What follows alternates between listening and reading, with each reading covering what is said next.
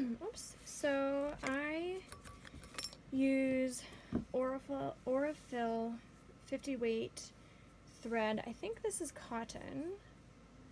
I just heard about some new Pima cotton, which might be really nice, but I really like this. I use this for my piecing. The 50 weight is a really nice thin thread. The other thing that is really, really helpful, let me move this out of the way. I will show you my little travel kit. This makes my life a lot easier. This is one that I made to fit all of the things that I need. So I have my little clips in here, but I was just using nothing fancy before. I just decided that I needed something fancier. You will need a seam ripper. Make sure that you have a seam ripper and all my little tools. So this is where I put all of my stuff. Some people really like to match their thread to their piece, and I have tried it a few different ways. I like to kind of match. So I think with this one I used a cream thread, and you can see it on the back, but you can't really see it as much on the front. And then once it is quilted, you really won't see it. Let me grab a quilted one.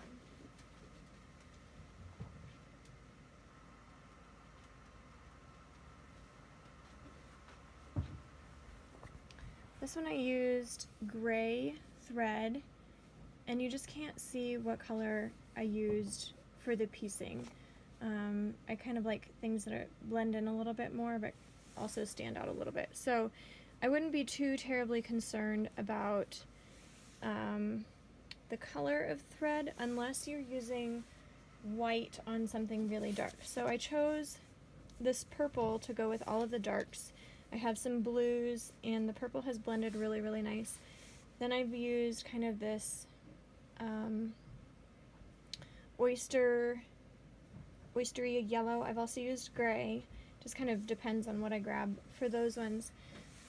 And I found that this one was really nice for just the darker colors. So anyhow, then I have these just little teeny tiny clips, and I like to clip down the opposite edge. So it's always a good idea to look at, okay, how is this going to go? Did I do the right one? And moving them around a little bit so that you get the right layout. Now these are going to be a little bit tricky because these tails are not going to nestle right now, but these are going to come out. This edge and this edge is going to be right here, so I want these to come out. So I'm taking a look at where these line up here, and hopefully you can see, maybe not,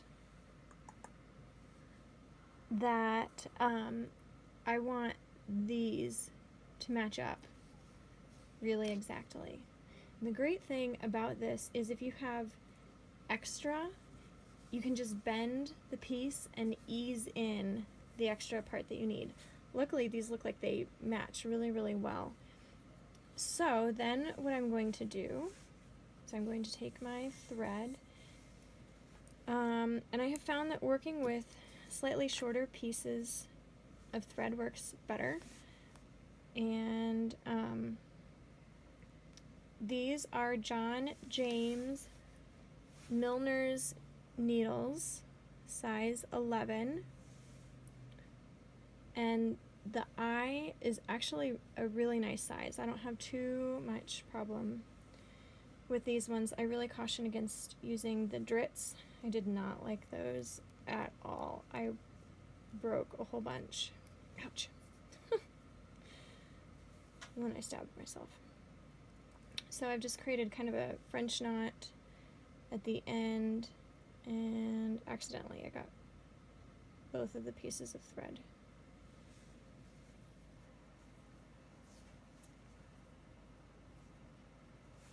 Okay.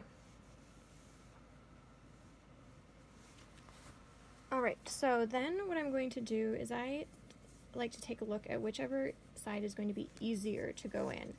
So you want to go up through this seam on the back side and as close to the point as you can. And here's the point. Okay, so then the knot is in there. I feel like it could move up a little bit higher. So then what I'm going to do, because these aren't, see, I'm going to have to ease it just a little bit, is I'm going to tell this where I want it to go.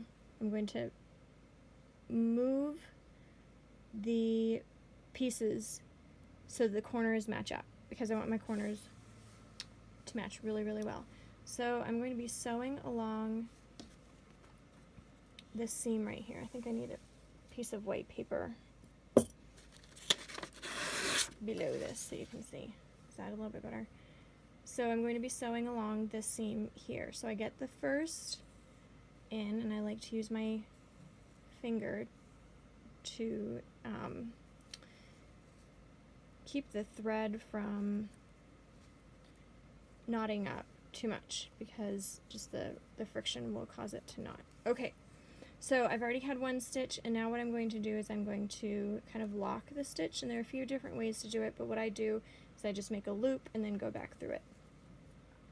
So this is where the fun part is, and hopefully you can see this. All I'm doing is taking two teeny tiny stitches, or two pieces of thread in the fabric, and each stitch is about 1/8 of an inch from the last one.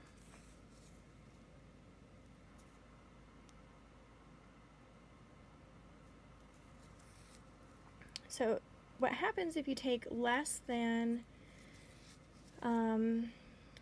2 stitches is, or less than 2 pieces of fabric, is that you are going to cause the fabric to pull instead of really grabbing those pieces. If you grab more, then what happens is you're going to be able to see what is on the other, or you'll be able to see the thread, and the seam will be much, much bulkier.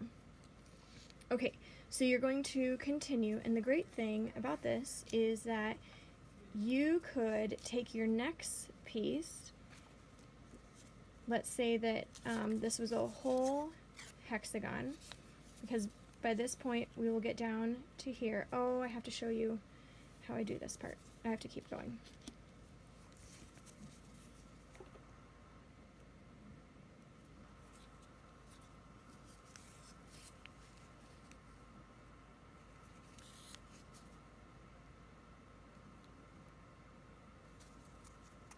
Sometimes my stitches are a little bit closer together. Okay, so then what happens as you get closer down to this end, I usually wait until I'm right about right here by the seam allowance right here. What I do is I pull this end. Now if you were piecing all of your pieces together, you would not do this, but because I'm going to be machine piecing these together, I do need that seam allowance. And I have had a few times where it has gotten tucked in, like right here.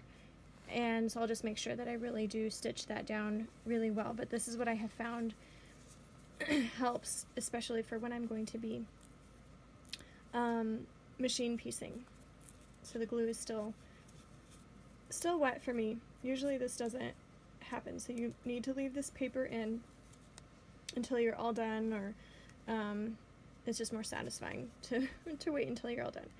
Okay, so then what I would do is I would go all the way up to, come on, focus, up to this corner right here, okay?